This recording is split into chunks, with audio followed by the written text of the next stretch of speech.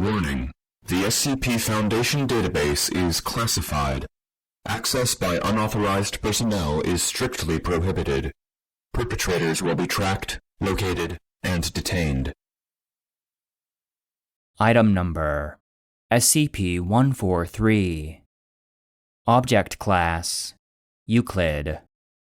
Special Containment Procedures. SCP-143 is to be contained in the valley adjacent to Bioresearch Area 12, an area over 2 square kilometers. Area surrounding SCP-143 for up to 20 kilometers, and all lines of sight from the surrounding hilltops are to be denied public access. SCP-143 is to be watered twice every day via a large sprinkler system, unless already watered by local precipitation. Personnel are not allowed to enter the enclosure without Level 4 administrative clearance, and are advised not to touch any of SCP-143, nor stand beneath them unless wearing proper protective gear. It is important that no one be within the containment area when SCP-143 begins to shed. However, after the shedding has concluded, the collection of the fallen petals for testing purposes has been authorized by the project director. See SCP-143 Testing Log. Description: SCP-143 is a plantation of 300 specimens of a unique type of tree. The trees are similar in appearance to Prunus exyeroensis, a Japanese sakura or cherry blossom. They bear no fruit, and the only known way of reproduction is by careful, own-root propagation, using cut saplings from an older sample. The petals are a light pinkish color, slightly translucent, and with a texture of smooth glass.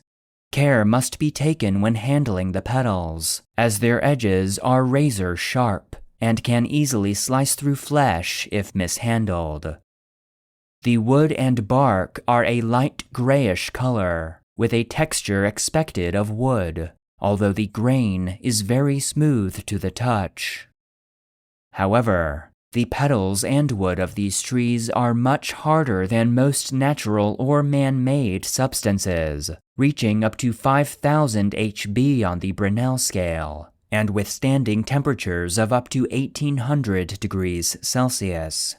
The weight-to-strength ratio surpasses even that of titanium, being some 15% lighter than aluminum. Despite this hardness, the wood and petals are quite supple, and are as pliable as most woods are. Both are notoriously difficult to work due to their properties, but under high temperatures, upwards of 1500 degrees Celsius, separate pieces are capable of being fused together. They make excellent armor, shielding, and weapons. Due to the slow growth of the plants, the material is slow to harvest, although the petals are shed regularly enough, falling from the trees twice every year. Addendum 143-1. The trees were grown on-site from saplings obtained from parent plants located in Nara Prefecture, Japan, in 1905. The parent trees were owned by a family of traditionalist swordsmiths, claiming to be descended from a legendary swordmaker named Amakuni. They referred to the original trees as Jinki no Kodachi, or the Bladewood Grove. It is from them that the Foundation gained the techniques to cut and work the wood and petals into serviceable items. The original trees are still in Japan, owned by the government, and still tended to by the same family. However, the government has denied all existence of the trees, and any products made from them are kept within the country. Document 143-A. We lost 3 staff to 143 today. They were collecting petals dropped by the trees the previous day when a sudden gust picked up, shaking a good deal of the petals from the trees and blowing them around. Stayed that windy for the whole day. I'd send a cleanup crew, but it's still pretty windy, and the odd petal is still falling. We'll have to pick up the remains when the wind dies down in a couple days.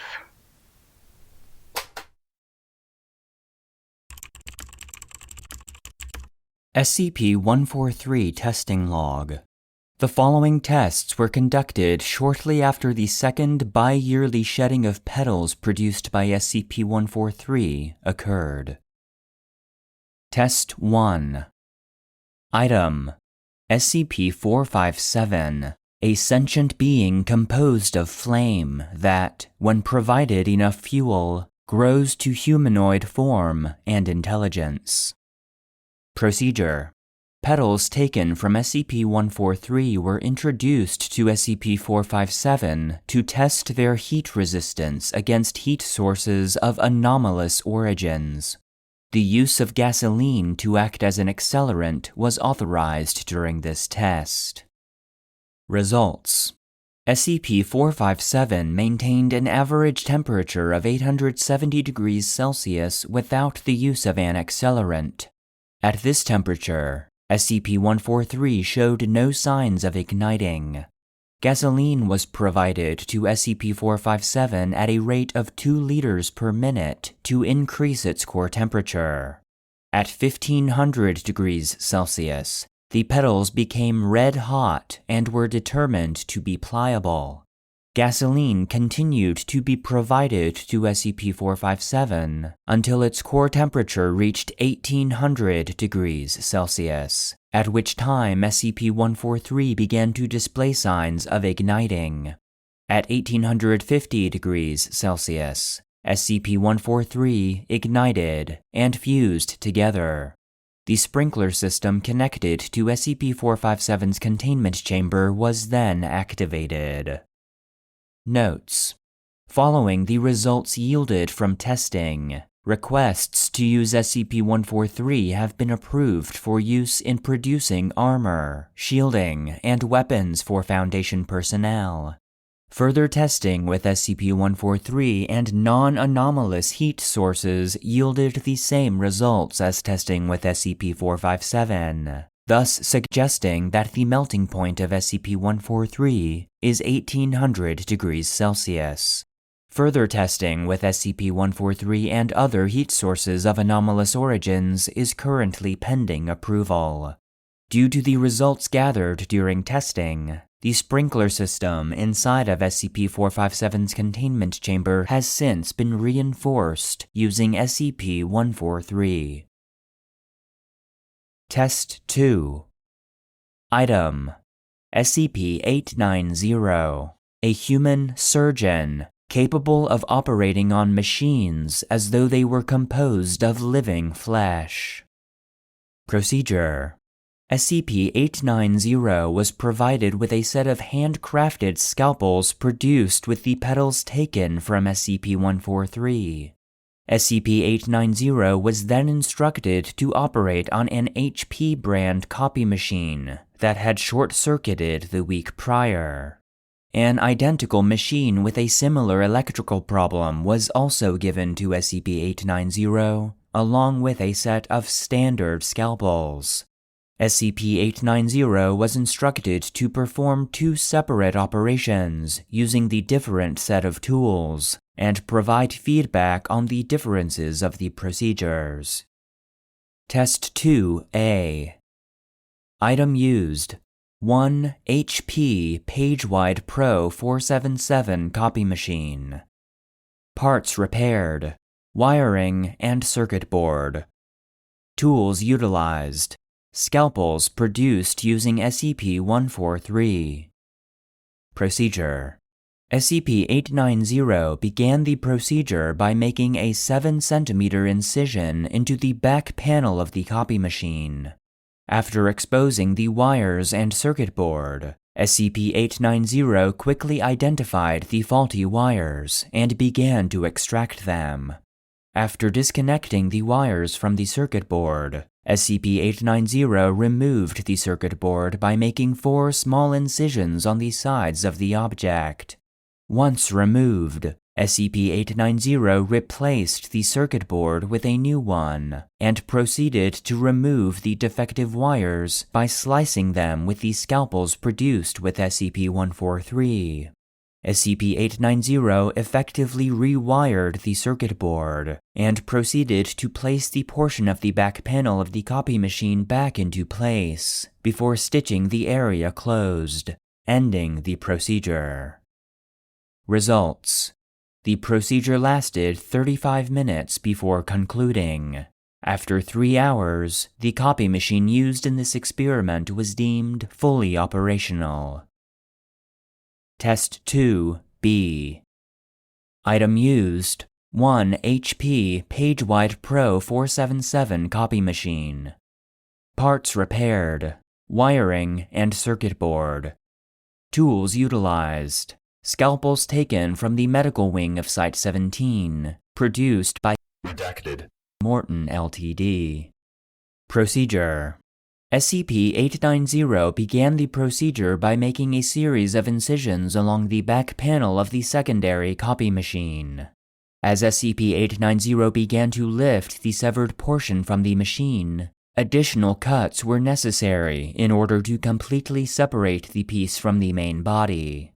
Once removed, SCP-890 studied the interior of the copy machine for several moments before removing another section of paneling from the interior, at which time SCP-890 identified the faulty wiring in the copy machine and began to use the standard set of scalpels to remove the wires.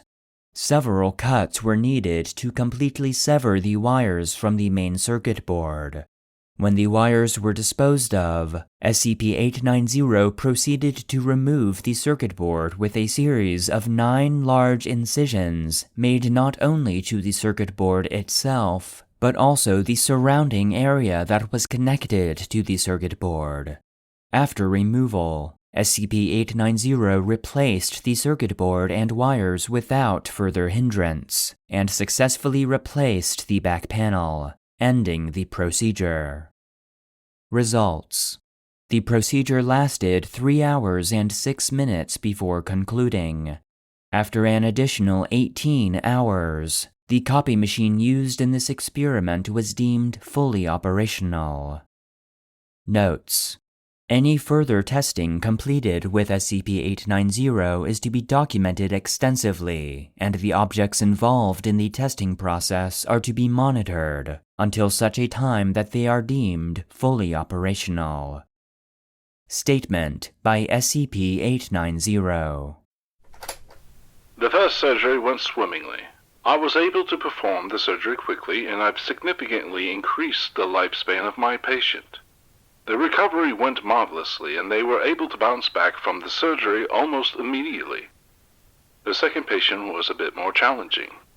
While their injury was the same as my previous patient, it took several passes in order for me to locate, identify, and replace the source of the injury.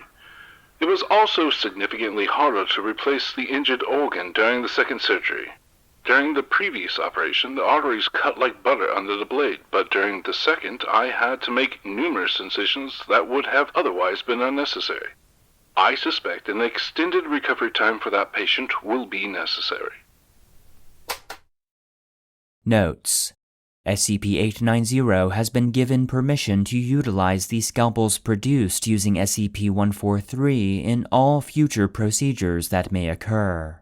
Production of other medical tools crafted using SCP-143 for use within the Foundation is currently pending approval after clinical testing is conducted.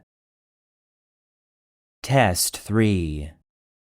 Item: SCP-1006, a colony of communist orb-weaving spiders who can create signs in English to communicate. Procedure: a small portion of the SCP-1006 colony was taken to SCP-143. Researchers established contact with the leader of SCP-1006's colony in order to inform it of the test and to prevent further discourse with the SCP-1006 colony and Foundation personnel. Results: the colony of SCP-1006 took up residence in the largest branch of SCP-143 and quickly established a network of webs reaching the outermost portion of the branch. The established web was infused with petals taken from SCP-143, and as a result, the overall structure of the network proved to be much sturdier than previous webs made by SCP-1006 and required fewer repairs. The number of insects that were captured in the web remained steady and proved to be sufficient to maintain the members of the SCP-1006 colony. During the duration of the test, the SCP-1006 colony began to weave sheets of web using SCP-143. The colony was then presented with a bottle of black ink. The larger sheets of web produced by SCP-1006 contained spaces in the webbing that were in the form of letters taken from the English alphabet. The smaller, blank sheets of web that SCP-1006 had produced were then placed underneath the larger sheets. The SCP-1006 colony then began to work in unison to apply the black ink to the web. This was done by tipping the bottle of ink over, and also by members of the colony coating their bodies in ink and applying it in the spaces formed in the larger sheets of webbing. Once completed, this process was continued until 12 exact copies of SCP-1006's correspondence were made. The contents of the letters all called for the dismantlement of Western society and capitalist governments. When offered white poster board in place of the sheets created with the web infused with SCP-143, the colony refused to use the poster board and continued to utilize its new method of communication. Notes: after testing concluded, the small colony in SCP-143 was taken back to the main SCP-1006 colony, and petals from SCP-143 were provided to SCP-1006 for use within its web and for further communication purposes. Test 4. Item: SCP-1030, a sentient humanoid figure constructed of various found objects, which decay quickly, requiring frequent replacement. SCP-1030 will periodically inscribe a symbol onto other objects, which then become animate. Procedure: petals taken from SCP-143 were integrated into SCP-1030 in order to determine how long it would take for the petals to corrode. Results: SCP-1030 exhibited signs of obvious discomfort 8 hours after initial integration with SCP-143. At this time, SCP-1030 began to slam its hands, which were composed of various pieces of scrap metal at the time of testing, onto the walls of its containment chamber. SCP-1030 was then presented with a pile of assorted scrap metal and wires, and SCP-143 was ejected from SCP-1030. SCP-143's shape had not changed, though each individual petal bore the mark of SCP-1030 and displayed obvious signs of wear. The sharp edge on each individual petal was also noted to be significantly duller after its expulsion from SCP-1030. No other additional changes were initially present. SCP-143 became animate 30 minutes after being expelled from SCP-1030, at which time the petals from SCP-143 began to move of their own volition and take the form of a small cyclone, rotating at a speed of 5 kilometers an hour. SCP-1030 exhibited no interest in SCP-143, and personnel were able to successfully remove SCP-143 from the containment chamber. The petals used in this experiment were placed in a low-value item locker at the site of original testing. 2 days after being stored, the petals ceased rotation and have since become inanimate. SCP-1030 has not expressed any knowledge of this change.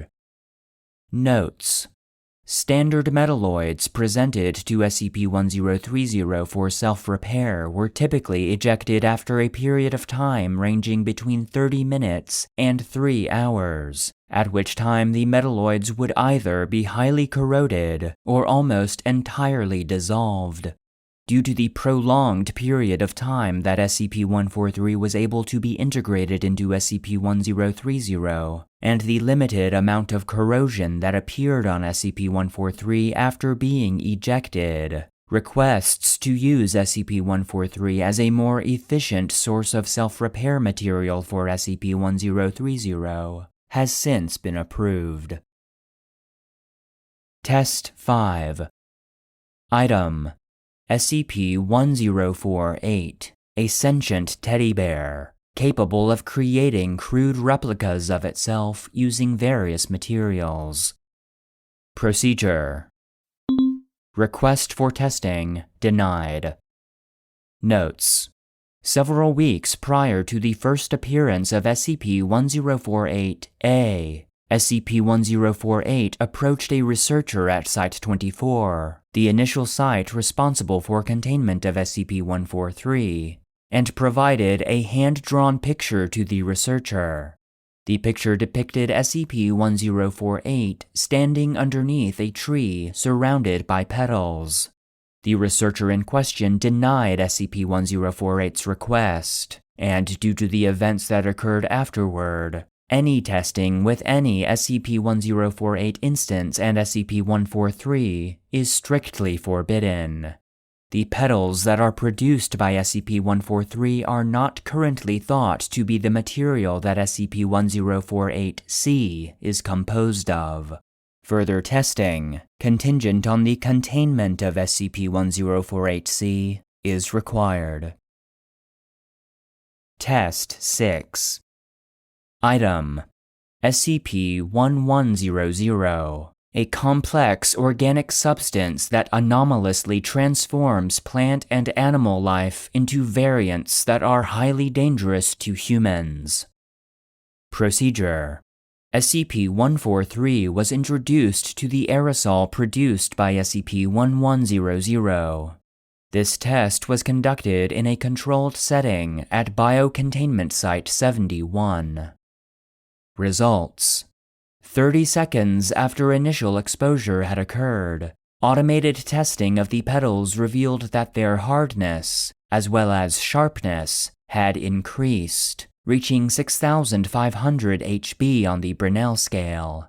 An automated toxicology test was then conducted on SCP-143, and revealed that the toxicity levels of the petals had surpassed any substance currently known. When exposed to the living tissue of a Sus scrofa domesticus, the domesticated pig, the toxin caused total cell death of the organism on a molecular level. This event took place over approximately 15 seconds of exposure. During this process, mitochondrial swelling, cytoplasm vacuolization, and swelling of the nucleus and cytoplasm were all documented before total death of the cells occurred. This level of toxicity is the highest documented of all instances of SCP-1100. Notes: due to the results gathered during testing, the petals used in this experiment are permanently kept at the site of original testing. No further testing with SCP-143 and SCP-1100 is to be conducted. Test 7. Item: SCP-2467, a large ocean-going ship made of scrap that will abduct the crew and cargo of other ships in an effort to repair itself. A radius of severe weather conditions follows the ship at all times. Procedure: a 7-meter-long fiberglass boat carrying 15 kilograms of SCP-143 was launched from the SCP-S Sunderland, unmanned, and remotely controlled by personnel aboard the main ship.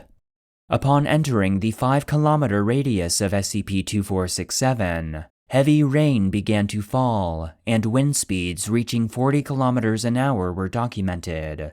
Waves, measuring 4 meters high, pushed the boat carrying SCP-143 until SCP-2467 was in sight, and the crew of SCP-2467 was able to attach a line to the smaller vessel. After using the crane on SCP-2467 to raise the smaller vessel, the ship's crew hoisted the cargo crates carrying SCP-143 onto the deck of the ship, and began to use SCP-143 to reinforce the hull of SCP-2467. Results: after 3 hours had passed, SCP-143 began to rot at an accelerated rate. Due to the short period of time that this occurred in, the rotting caused severe structural damage to the hull of the ship, resulting in 4 large, approximately 40 centimeter in length, cracks to appear on the left side of the hull where SCP-143 had been integrated. Crew members on SCP-2467 quickly began to remove SCP-143, exhibiting obvious signs of distress and agitation as they did so. SCP-143, when severed from the hull of SCP-2467, was subsequently thrown overboard, and the fiberglass from the 7-meter boat was utilized in its place. Observation efforts from the SCP-S Sunderland further reported witnessing the crew of SCP-2467 continue to act in a distressed manner whenever they approached the hull of SCP-2467. This effect continued for a period of 12 hours, after which time the crew on SCP-2467 returned to normal behavior. No further changes have since been documented. Notes: after testing had concluded, petals taken from SCP-143 were exposed to oceanic salt water for a period of 8 hours. Over the course of the secondary experiment, SCP-143 exhibited no signs of deteriorating, and after being extracted from the salt water, displayed no signs of obvious wear. Whether SCP-143 had a negative reaction to SCP-2467, or whether materials integrated into SCP-2467 have an increased rate of deterioration, is currently unknown. Test 8. Item: SCP-7539, a species of sentient 4-wheeled vehicles that prey exclusively on buses. Procedure 1. Bark taken from SCP-143 was used to create a 3-meter-long replica of a school bus. Afterward, the item was presented to the SCP-7539 colony. Results: the SCP-7539 colony did not acknowledge SCP-143. Attempts made by Foundation personnel to change this result were unsuccessful. SCP-143 was successfully removed from SCP-7539's containment chamber without incident. Procedure 2. The replica bus produced using SCP-143 was covered in silver paint before being presented to the SCP-7539 colony. Results: the SCP-7539 colony immediately took notice of SCP-143, and the largest of the SCP-7539 instances approached SCP-143. The SCP-7539 instance proceeded to attempt to ingest SCP-143 by raising the replica underneath its hood before the seam closed once more. After 30 seconds, the instance of SCP-7539 expelled SCP-143 whole and still intact. No visible damage to SCP-143 was documented. Additional instances of SCP-7539 attempted to ingest SCP-143. However, the results were unchanged. SCP-143 was successfully removed from SCP-7539's containment chamber after steel was provided to the SCP-7539 colony. SCP-7539 instances that attempted to digest SCP-143 produced 20% more waste product in the following 24 hours than usual. Metals that were typically able to be digested by SCP-7539 were expelled from its body, an action atypical of SCP-7539. The expelled materials were partially digested, but in all instances, retained at least 30% of their original mass. Over the next 24 hours, the affected instances of SCP-7539 refused to eat and became increasingly sluggish, only moving when prompted to by other instances. At this time, the affected instances were individually quarantined, and SCP-890 was granted authorization to examine the instances. SCP-890 examined 3 instances of SCP-7539 and determined that the hatch on the bottom of the instances had malfunctioned due to heavy damage sustained to the mechanisms that operate the hatch, causing it to fall open periodically. SCP-890 was given access to replacement parts for the instances and successfully replaced both the hinges and springs that were damaged during testing. SCP-890 then proceeded to examine the additional 4 instances of SCP-7539 that had come into direct contact with SCP-143. SCP-890 determined that the remaining 4 instances of SCP-7539 had partial stomach blockages and requested to remove the offending pieces of SCP-143. The request was subsequently granted. Using standard steel scalpels to avoid further negative reaction from SCP-143, SCP-890 was able to remove the remnants of SCP-143 from the instances of SCP-7539's engines. 2 kilograms of SCP-143 were recovered during this process, though how they were retained by SCP-7539 instances, given the lack of documented damage on the replica bus constructed out of SCP-143, is currently unknown. After 24 hours had passed after each set of operations, the SCP-7539 instances exhibited no further complications from testing. Why the instances affected by SCP-143 exhibited the same complications, despite having varying mechanical issues, has yet to be determined. Notes: no further testing between SCP-143 and SCP-7539 is to be conducted. Test 9. Item: SCP-2849, an abandoned hospital, formerly staffed entirely by arthropods, insects, spiders, etc., whose innumerable remains now fill the building. Procedure: during decontamination procedures, it was found that several rooms within SCP-2849 were inaccessible due to the massive condensed deceased biomass. After several conventional and anomalous attempts to clear it, SCP-143 edged cutting tools were requisitioned. Results: after several failed attempts, it was found that exerting leverage could cause the enhanced tools to disrupt the biomass's structural integrity. Sonic generators were used to dissolve the structures after their integrity was weakened. Notes: Research into using SCP-143 as standard kit piece for exploration or sample gathering from or into anomalous tissue-based structures is ongoing.